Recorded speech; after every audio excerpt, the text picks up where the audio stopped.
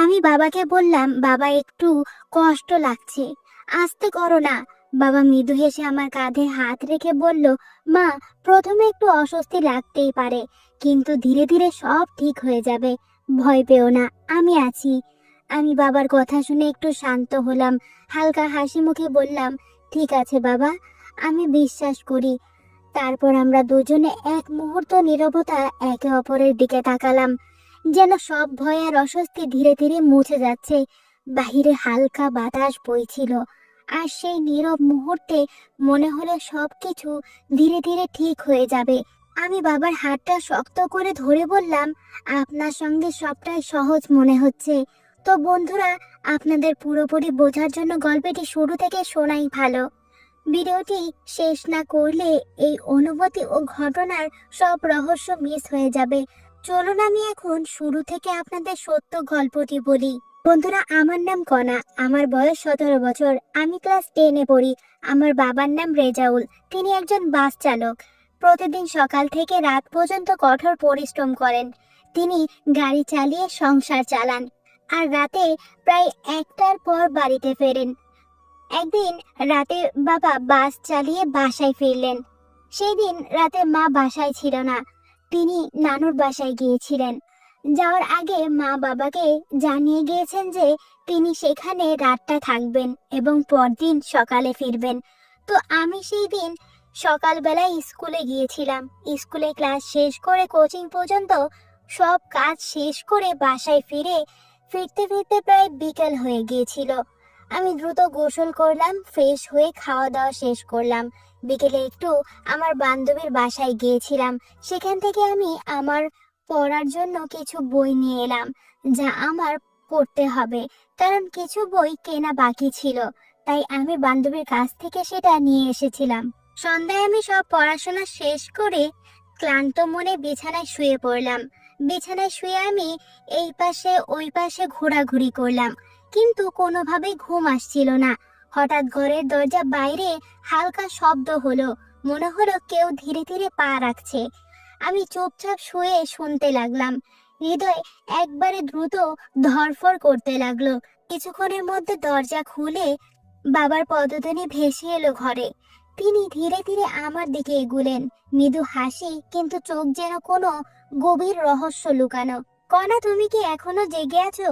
বাবা হেসে বললেন, কিন্তু কণ্ঠে এক অদ্ভুত নীরবতা, এক সুর ছিল।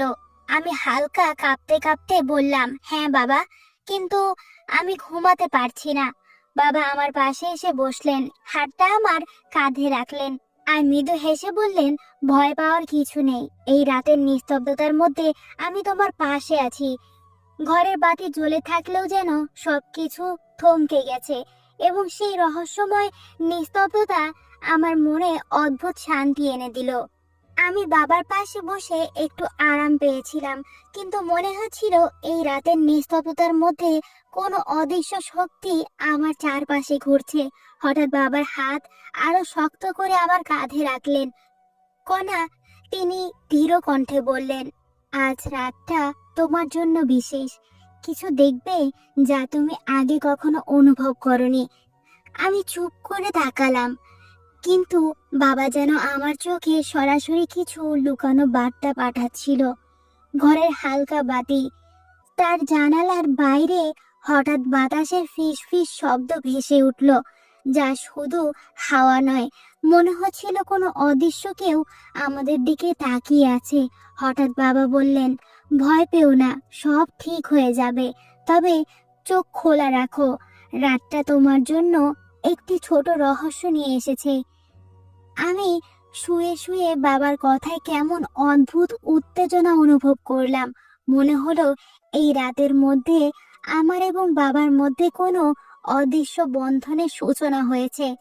তারপর আমার মনে হলো আমি তো রাতের খাবার খাইনি এখনো, আর বাবাও তো খায়নি। তাই আমরা দুজন বসে খাবার খেতে শুরু করলাম। খাবারের সময় বাবা আমাকে অনেক প্রশ্ন করলেন, আমার পড়াশোনা কেমন হচ্ছে, কোনো সমস্যা হচ্ছে কিনা, কোচিং বা স্কুলের বিষয়গুলো কেমন চলছে। তিনি যতটা যত্ন নিয়ে জিজ্ঞাসা করছিলেন, ততটাই আমি হেসে উত্তর দিচ্ছিলাম। কিন্তু হঠাৎ বাবা এমন একটা প্রশ্ন করলো যা শোনার পর আমি নিজেকে অবাক হয়ে গেলাম। তিনি বললেন, কিরে মা, তোদের বয়সে অনেক মেয়েদের তো দেখে প্রেম থাকে, তুই কি আবার প্রেম টেম করিস নাকি? আমি হকচকিয়ে তাকালাম। বাবার চোখে সে মৃদু হাসি ছিল, কিন্তু একই সঙ্গে চোখে কোনো ছায়ার মতো গভীর ভাব লুকোনো। মনে হচ্ছিল এই প্রশ্নের মধ্যে শুধু কৌতূহল নয়, বরং বাবার অভিজ্ঞতার ছোঁয়াও আছে। আমি তখন বললাম, বাবা, আমি এগুলো এখন নিয়ে ভাবছি না, আমি কখনো এগুলো করব না। তোমরা যেটা ভালো মনে করবে আমি সেটা করব। কিন্তু বাবা আমাকে এমন একটি কথা বললেন যা শোনার পর আমার পায়ের তলা থেকে যেন মাটি সরে গেল। উনি ধীর কণ্ঠে বললেন, হ্যাঁ, এগুলো তো করতেই পারিস, এটা স্বাভাবিক বিষয়। এই বয়সে আমরা কত কিছু করেছি, তুই তো হয়তো বা এগুলো একটাও করিসনি। আমি মুহূর্তের মধ্যে হতবাক হয়ে তাকালাম। বাবার মুখে মৃদু হাসি ছিল, কিন্তু সেই হাসির আড়ালে যেন কোনো অভিজ্ঞতার গভীর ছায়া লুকোনো। মনে হলো এই কথার মধ্যে শুধু সততা নয়, বাবা চাইছেন আমাকে ভয় ছাড়া জীবনে বোঝার এক শিক্ষা দেওয়ায়। ঘরটা নিস্তব্ধ, শুধু আমাদের শ্বাস প্রশ্বাসের শব্দ ভেসে আসছিল। সেই রাত যেন হঠাৎ আরো গভীর আর রহস্যময় হয়ে উঠল। হঠাৎ বাবা তার আসন থেকে উঠে এসে আমার পাশে বসলেন। আমরা আগে টেবিলে বসে খাবার খাচ্ছিলাম, কিন্তু এখন বাবা আমার পাশেই চলে এলেন। আমাদের মধ্যে এত ঘনিষ্ঠতা যেন একেবারে অনুভূতিতে ভরা। বাবা পাশে বসে আমার সাথে কাছাকাছি থেকে খাবার খেতে লাগলেন। ধীরে ধীরে আমরা দুজনেই খাবার শেষ করলাম, আর সেই সময় ঘরের নিস্তব্ধতা যেন আরো গভীর হয়ে উঠল। যখনই বাবার খাওয়া শেষ হয়ে গেল, তিনি হঠাৎ আমার কানের কাছে এসে ফিস ফিস করে বললেন, আজ তো তোর মা বাসায় নেই, আমার তো রাতে পা ব্যথা করছে, তুই কি আমাকে পা টিপে দিবি? না হলে তো আমি রাতে ঘুমোতে পারবো না। আমি একটু চমকে উঠলাম।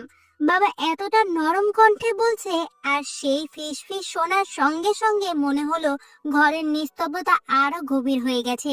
আমি হেসে বললাম, ঠিক আছে বাবা, আমি টিপে দেব। আমি তখন বাবাকে বললাম, বাবা, আমার একটু পড়া বাকি রয়েছে, আমি এই ছোট্ট পড়াটা শেষ করতে তোমার রুমে এসে তোমাকে পা টিপে দেব, ঠিক আছে? তারপর তুমি ঘুমাতে পারবে। বাবা হেসে বললেন, ঠিক আছে কণা, তুই শেষ কর, তারপর আসবি। আমি দ্রুত আমার বইগুলো হাতে নিলাম এবং মনোযোগ দিয়ে পড়াশোনা শুরু করলাম। কিন্তু ঘরের নিস্তব্ধতা যেন আরো গভীর হয়ে উঠছিল। জানালার বাইরে হালকা হালকা হাওয়া বয়ে যাচ্ছিল, আর বাবার কথার মৃদু হাসি এখনো মনে বাজছিল। মনে হচ্ছিল এই রাতের মধ্যে কোনো রহস্যময় শান্তি, ছোট ছোট মুহূর্তের বন্ধন এবং বাবার স্নেহময় নজর আমার চারপাশে ঘুরছে। পড়াশোনা শেষ করে আমি বাবার রুমে যেতে লাগলাম, কিন্তু যখন আমি ঘরের দরজা খুললাম, দেখি বাবা সেখানে নেই। আমি ভাবলাম হয়তো বাবা বাথরুমে গিয়েছে, তাই আমি কিছুক্ষণ ঘরের ভেতরে বসে রইলাম, কিন্তু বাবা আসছিল না। অবশেষে আমি বাইরে গিয়ে একটু জোরে ডাক দিলাম, বাবা, তুমি কোথায়? হঠাৎ পেছন থেকে কোনো স্পর্শ অনুভব করলাম। আমি চোখ ঘোরালাম। বাবা আমার কাঁধে ধরলেন এবং বললেন, এই যে আমি এখানে, বাথরুমে গিয়েছিলাম, তুই তখন আমার ঘরে এসেছিলি, তাই তোকে দেখতে পারিনি। এখন তোর ঘরে এসে খুঁজছিলাম তোকে। আমি এক মুহূর্তের জন্য চুপ করে রইলাম। বাবার এই আচরণ যেন রহস্যময়, কিন্তু সেই সাথে অদ্ভুত স্নেহময় ছিল। ঘরের নিস্তব্ধতা আবারও আমাদের চারপাশে ঘন হয়ে গেল, আর মনে হলো এই রাতের প্রতিটি মুহূর্ত আমাদের সম্পর্ককে আরো গভীর করছে। তারপর আমি এবং বাবা দুজনে একসাথে ঘরে চলে গেলাম। বাবা শুয়ে পড়লেন এবং আমাকে মৃদু কণ্ঠে বললেন, আমার পাটা আস্তে আস্তে টিপে দিবি, ঠিক আছে? যাতে আমি খুব আরাম পাই এবং টিপে দেওয়ার অবস্থায় ঘুমিয়ে পড়তে পারি। আমি বাবার পাশে বসে ধীরে ধীরে তার পায়ে টিপতে শুরু করলাম। হালকা ছোঁয়ায় বাবার স্নিগ্ধ শ্বাস প্রশ্বাস ঘরে ভেসে এলো। আমি লক্ষ্য করলাম বাবা ধীরে ধীরে চোখ বন্ধ করছে, আর আমার হাতের স্পর্শে যেন তিনি সম্পূর্ণ শান্তি অনুভব করছে। ঘরের নিস্তব্ধতা হালকা বাতাসের ফিসফিস এবং বাবার শ্বাস প্রশ্বাস সব মিলে সেই রাতের মুহূর্তটি অদ্ভুত রহস্যময় এবং স্নেহময় হয়ে উঠল। মনে হলো এই ছোট্ট মুহূর্তে আমরা দুজনের মধ্যে এক অন্যরকম বন্ধন তৈরি হয়েছে। আমি ধীরে ধীরে বাবার পায়ে টিপতে থাকলাম। ঘর নিঃশব্দ, শুধু আমাদের শ্বাসের শব্দ ভেসে আসছিল। হঠাৎ মনে হলো ঘরের কোণাটায় হালকা ছায়া খেলছে। আমি তাকালাম, কিন্তু কিছুই দেখা যায়নি। বাবার শ্বাস ধীরে ধীরে গভীর হয়ে আসছে। তিনি কেমন যেন মৃদু ফিস ফিস করে বললেন, কণা, এই রাতটা শান্ত, কিন্তু কিছুক্ষণের জন্য চোখ বন্ধ কর, সবকিছু আরো স্পষ্ট হবে। আমি মনে মনে হতবাক, যেন রাতটা শুধুই ঘুমানোর জন্য নয়, বরং কোনো অদৃশ্য রহস্যের জন্য অপেক্ষা করছে। জানালার বাইরে হাওয়া বয়ে যাচ্ছে, আর সেই হাওয়া অচেনা এবং ফিস ফিস মনে হচ্ছিল। কেউ বা কিছু আমাদের কাছে আছে। ঘন নিস্তব্ধতা, বাবার শান্ত শ্বাস আর হাওয়ার ফিসফিস সব মিলিয়ে রাতটা যেন এক অদ্ভুত রহস্যময় আবহাওয়া সৃষ্টি করলো, যা আমার হৃদয় চিরকাল রেখে যাবে। তো বন্ধুরা, গল্পটি কিন্তু এখানেই শেষ নয়। এই সত্য ঘটনাটির দ্বিতীয় পর্ব আপনাদের পরবর্তী ভিডিওতে দেওয়া হবে। তাই আপনারা যদি পর্বটির দ্বিতীয় পর্বের ভিডিও পেতে চান, তাহলে অবশ্যই চ্যানেলটি সাবস্ক্রাইব করে পাশে থাকবেন। বেল আইকনটি ক্লিক করে রাখবেন, যাতে আমাদের চ্যানেলের সমস্ত ভিডিও নোটিফিকেশন আপনাদের ফোনে চলে যায়। সবাই ভালো থাকবেন, সুস্থ থাকবেন। আরেকটা নতুন গল্প নিয়ে আপনাদের মাঝে চলে আসবো। ধন্যবাদ সবাইকে।